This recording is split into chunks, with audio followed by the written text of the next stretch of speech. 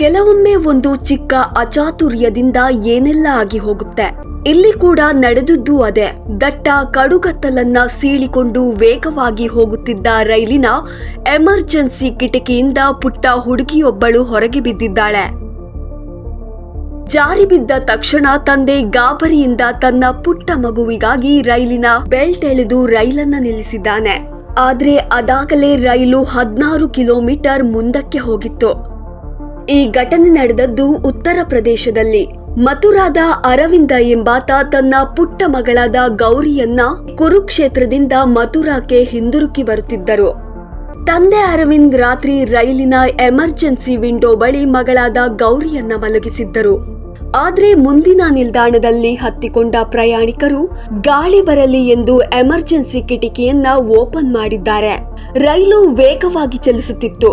ಕಿಟಕಿ ತೆಗೆದ ರಭಸಕ್ಕೆ ಗೌರಿ ಎಮರ್ಜೆನ್ಸಿ ಕಿಟಕಿಯಿಂದ ಜಾರಿ ಹೊರಗೆ ಬಿದ್ದಿದ್ದಾಳೆ. ತಾನು ಇಷ್ಟು ವರ್ಷ ಜೋಪಾನವಾಗಿ ನೋಡಿಕೊಂಡಿದ್ದ ಹೆತ್ತ ಕರುಳು ಕಣ್ಮರೆಯಾದದ್ದನ್ನ ನೋಡಿ ಕಂಗಾಲಾದ ತಂದೆ ಕಣ್ಣೀರಿಡುತ್ತಾ ಕೂಡಲೇ ರೈಲಿನ ಚೈನ್ ಅನ್ನ ಹಿಡಿದು ಎಳೆದಿದ್ದಾರೆ. ಅಳುತ್ತಲೇ ತಕ್ಷಣ 111ಕ್ಕೆ ಕರೆ ಮಾಡಿ ಪೊಲೀಸರಿಗೆ ವಿಷಯ ತಿಳಿಸಿದ್ದಾನೆ. ಆದರೆ ಅಷ್ಟರಲ್ಲಾಗಲೇ ರೈಲು 16 ಕಿಲೋಮೀಟರ್ ಮುಂದೆ ಚಲಿಸಿ ನಿಂತಿತ್ತು.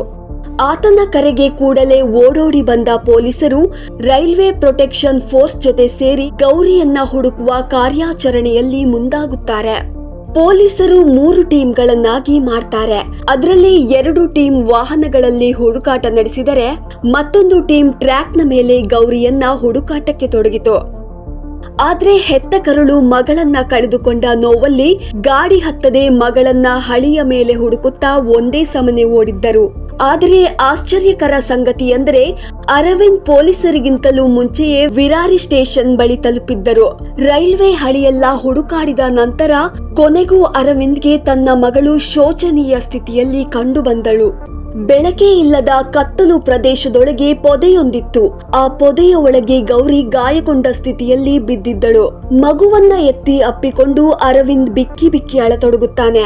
ಆದರೆ ಅದ್ಯಾವುದರ ಅರಿವೇ ಇಲ್ಲದ ಪುಟ್ಟ ಕಂದಮ್ಮ ಪ್ರಜ್ಞೆ ತಪ್ಪಿ ಮಲಗಿತ್ತು. ಹೌದು, ವೇಗವಾಗಿ ಚಲಿಸುತ್ತಿದ್ದ ರೈಲಿನಿಂದ ಹೊರಬಿದ್ದ ರಭಸಕ್ಕೆ ಗೌರಿಯ ಪ್ರಜ್ಞೆ ತಪ್ಪಿತ್ತು. ತಕ್ಷಣ ಸ್ಥಳಕ್ಕೆ ಬಂದ ಪೊಲೀಸರು ಮಗುವನ್ನ ಲಲಿತಾಪುರ ಆಸ್ಪತ್ರೆಗೆ ಸೇರಿಸಿದ್ದಾರೆ. ಸದ್ಯ ಗೌರಿ ಚೇತರಿಸಿಕೊಂಡಿದ್ದಾಳೆ. ಹೆತ್ತ ಕರುಳೆ ಹಾಗೆ ತನ್ನ ಹೆತ್ತ ಕರುಳಿಗಾಗಿ ಯಮನೊಂದಿಗಾದರೂ ಬೇಕಾದ್ರೂ ಹೋರಾಡುತ್ತಾರೆ ಎನ್ನುವುದಕ್ಕೆ ಈ ಘಟನೆ ಸಾಕ್ಷಿ.